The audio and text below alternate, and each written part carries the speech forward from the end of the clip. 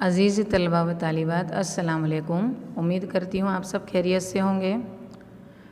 गुजराती के last period में हमने व्याकरण विभाग में अहवाल लेखन के बारे में मालूमात हासिल की थी। हमने देखा था कि किस प्रकार भूतकाल में हो गई घटना को लिखना, उसकी रिपोर्ट तैयार करना, अतिशयोक्ति न करना और जैसी हुई है ऐसी हकीकत बयान करना, उसे अहवाल लेखन कहते हैं। एग्ज़ाम में 4 मार्क्स का पूछा जाता है। तो उम्मीद करती हूँ आपको अहवाल लेखन समझ में आ गया होगा और आपने होमवर्क भी कर लिया होगा उसका। आज अभ्यासक्रम में आगे बढ़ते हुए व्याकरण विभाग में हम एक दूसरा टॉपिक देखेंगे, संक्षेपीकरण। संक्षेपीकरण में सबसे पहले तो संक्षेपीकरण का अर्थ क्या होता है। तो संक्षेप यानी छोटा करना, लाघव स्वरूप में उसे पेश करना। जैसे आपको पैराग्राफ दिया गया हो तो आपको पूरे पैराग्राफ का निचोड़ संक्षेप में बताना है। संक्षेपीकरण भी एग्ज़ाम में 4 मार्क्स का पूछा जाता है, तो ये आपके लिए बहुत ही अहमियत रखता है। जो भी व्याकरण विभाग है इसमें ज़्यादा से ज़्यादा मार्क्स आप हासिल कर सकते हो, चाहे वो अहवाल लेखन हो, विचार विस्तार हो, संक्षेपीकरण हो या निबंध हो। ज़्यादातर मार्क्स आप व्याकरण विभाग में हासिल कर सकते हैं। तो यहाँ संक्षेपीकरण भी 4 मार्क्स का पूछा जाता है। सबसे पहले देखेंगे संक्षेपीकरण एटले शू। जैसे मैंने आपको बताया कि कोई भी, जैसे हमने विचार विस्तार देखा था पहले, तो विचार विस्तार में हमने क्या देखा था कि हमें पंक्तियाँ या कोई अच्छा थॉट, अच्छा विचार दिया जाता है जो 2 या 4 पंक्ति का होता है, और वो विचार का हमें विस्तार करना होता है, उसे तफसील से बयान करना होता है। लेकिन उससे बिल्कुल ऑपोजिट ये संक्षेपीकरण है कि संक्षेपीकरण में हमें क्या करना है कि इसमें हमें पैराग्राफ दिया होता है बड़ा, और वो पैराग्राफ पढ़ के उसके महत्व के मुद्दों को ध्यान में रख के उसका निचोड़ हमें संक्षेप में लिखना है।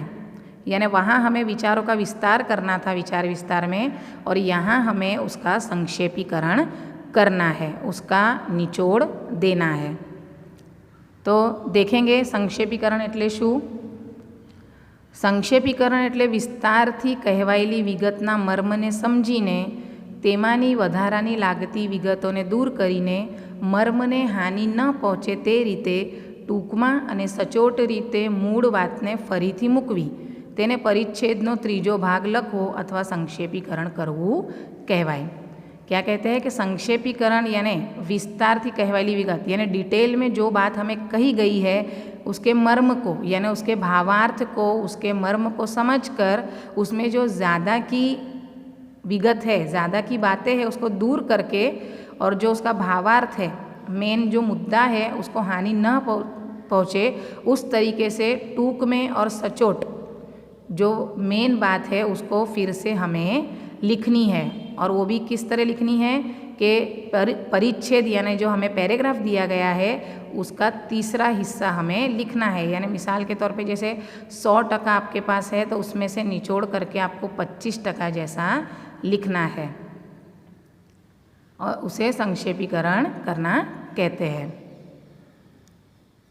अर्थग्रहण थया पछी वधारानी अलंकारिक रजूआतो, दृष्टांतो, पुनरावर्तन आदि ने दूर करी मर्मने ओछा और सचोट शब्दों द्वारा सघन पूर्णलेखन करवू। अर्थग्रहण यानी जब हम परिच्छेद पढ़ लेते हैं, पैराग्राफ पढ़ लेते हैं, उसे समझ लेते हैं, अर्थ ग्रहण करना यानी उसका क्या भावार्थ है, उसमें क्या कहा जा रहा है, वो चीज़ को जब हम ग्रहण कर लेते हैं, समझ लेते हैं, तो उसमें ज़्यादा की जो अलंकारिक बातें हैं या जो मिसालें हैं या बार बार जो बात दोहराई जा रही है, ये सब चीज़ों को हमें दूर कर देना है और पैराग्राफ में दिए गए मर्म को कम शब्दों में लेकिन सचोटता से हमें वापस से लिखना है। सौप्रथम परिच्छेद ने 2 થી 3 बार वाँचो। संक्षेपीकरण कैसे करते हैं वो बात यहाँ बताई गई है कि संक्षेपीकरण केवी रीते थाय। तो सबसे पहले हमें क्या करना है, जो पैराग्राफ हमें दिया गया है उसको ध्यान से 2 से 3 बार पढ़ लेना है ताकि हम उसके मर्म को उसको समझ सके, उसका अर्थ ग्रहण कर सके।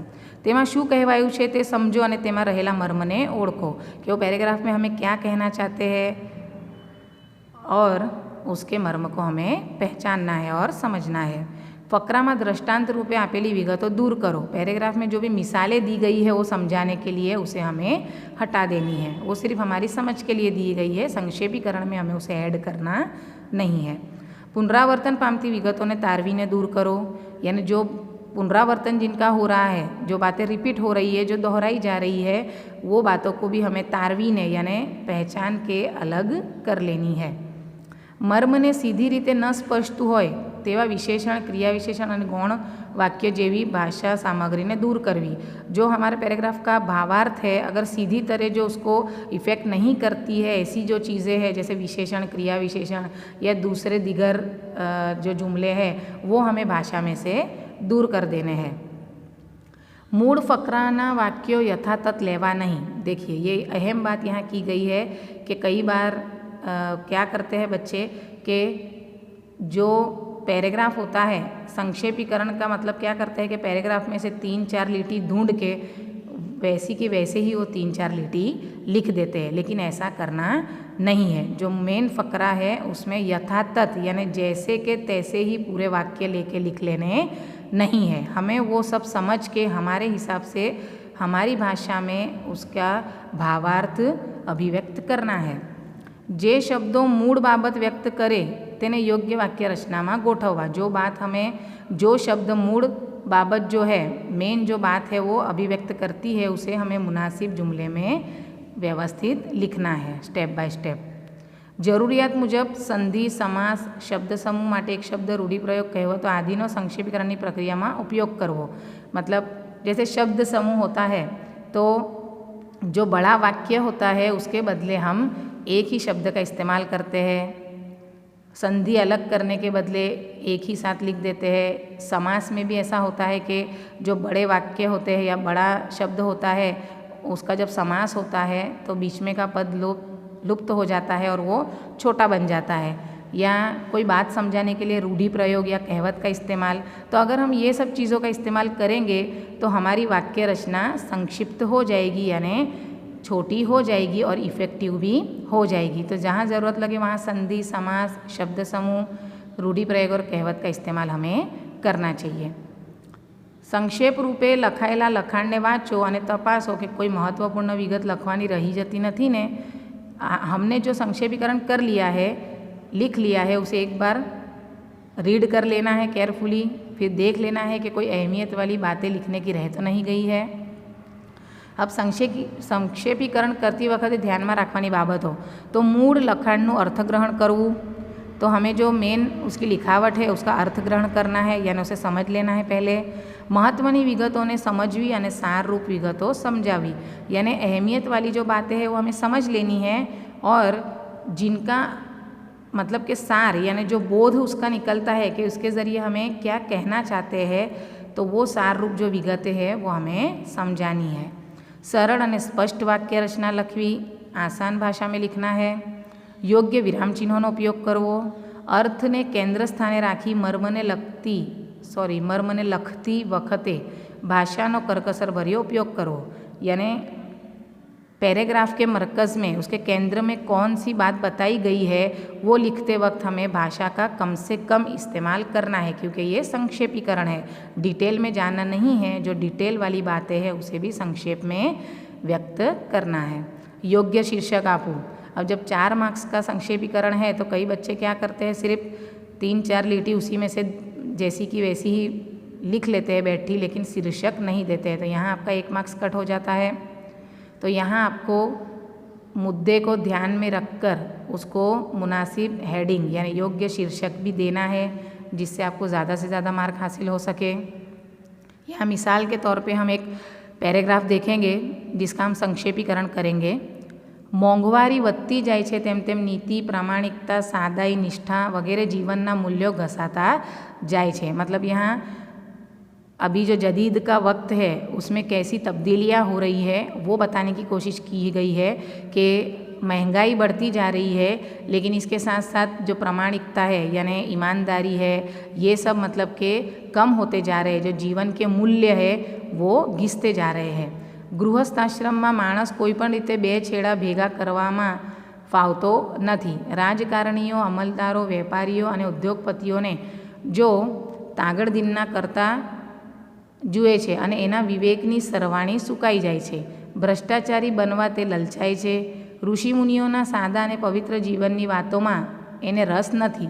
બુદ્ધ, મહાવીર અને ગાંધીના ઉચ્ચ આદર્શોમાં અને હવે શ્રદ્ધા નથી. समाजનો દરેક વર્ગ આજે ગમે તે प्रकारे पैसा कमावा माटे संकोच अनुभवतो नहीं. यानी अभी का वक्त ऐसा है कि जो बुद्ध, महावीर, गांधी, इनके जो उच्च विचार है, जो इन्होंने सादे जीवन व्यतीत करने की जो बोध दिया है, जो सीख दी है, इसकी लोग मतलब कि हंसी उड़ाते हैं. इसमें उन्हें अब श्रद्धा, विश्वास नहीं रहा है.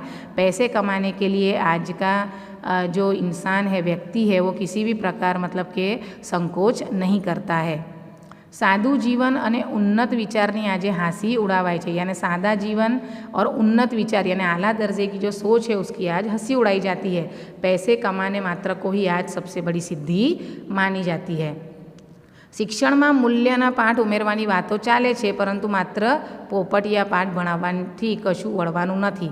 मतलब अक्सर हम पढ़ाई में भी अच्छा सिखाने की या अच्छा समझाने की कोशिश करते हैं, लेकिन यहाँ कहते हैं कि मात्र पोपटियों पाठ मतलब सिर्फ रटन कर देने से कुछ होने वाला नहीं है. अधमण बात करता अघोड़ आचरण थी वधु असर पड़े छे. मतलब हम बहुत बातें समझाए, उससे ज़्यादा अगर आचरण में यानी हमारे व्यवहार में वो बातें लाए तो उसकी ज़्यादा इफ़ेक्ट होती है, जो हमने पहले देखा था. અને એવું આચરણ જીવનના કોઈ સ્તરે આપણા દેશમાં દેખાતું નથી. સ્વરાજના 4 દાયકા ગાળામાં सामान्य जन की हालत में कशो नोंधपात्र सुधारो थयो नहीं. यानी यहाँ जीवन के मूल्यों के बारे में बात है. वही बात अब हम संक्षेप में अगर देखें तो सबसे पहले ये पैराग्राफ को 2-3 बार आपको ध्यान से पढ़ के उसके बाद सबसे पहले उसका शीर्षक तय करना है कि जीवनना मूल्योनो क्षय, यानी जीवन के मूल्य कैसे धीरे धीरे खत्म हो रहे हैं. तो स्वराज मळ्याने आज 4 दायका पूरा थया छे. 4 दायके यानी 40 साल पूरे हो गए हैं. તે છતાં आम आदमी की परिस्थिति में कोई सुधारो थयो नहीं. जो आम इंसान है उसकी परिस्थिति में कोई सुधारा नहीं हुआ है. आज देश में ठेर ठेर अप्रामाणिकता यानी बेईमानी, अनीति, असत्य, झूठ, असमानता ना दर्शन थाय छे. राजकारणीओ अने उद्योगपतिओना तागड़दीना करे छे. मतलब यही लोग मतलब के भ्रष्टाचार कर रहे हैं, शोषण कर रहे हैं. मध्यम वर्ग की परिस्थिति अत्यंत बगड़ती रही है. जो मध्यम वर्ग है, मिडल क्लास लोग हैं, इनकी परिस्थिति और भी बिगड़ गई है. सामान्य व्यक्ति जीवन में कोई सुधारो थयो नहीं. मतलब आज़ादी मिलने के बाद भी हमारे देश में भ्रष्टाचार की वजह से जो आम आदमी है उसकी जीवन में कोई सुधारा देखने को नहीं मिलता है. तो इस प्रकार हमें जो पैराग्राफ है उसके भावार्थ को, उसके मर्म को पकड़कर हमारे हिसाब से हमें वाक्य रचना बनाकर लिखना है. ना कि पैराग्राफ में से ही 3-4 बैठी लिटी लेकर लिख देनी है, ऐसा नहीं करना है. और अच्छा सा इसको जो इसका मतलब कि टॉपिक है उसके हिसाब से हमें इसका शीर्षक भी देना है. उम्मीद करती हूँ आपको संक्षेपीकरण समझ में आया होगा. एग्ज़ाम में 4 मार्क्स का पूछा जाता है. नेक्स्ट पीरियड में दूसरे टॉपिक के साथ मिलेंगे. तब तक के लिए अल्लाह हाफिज़.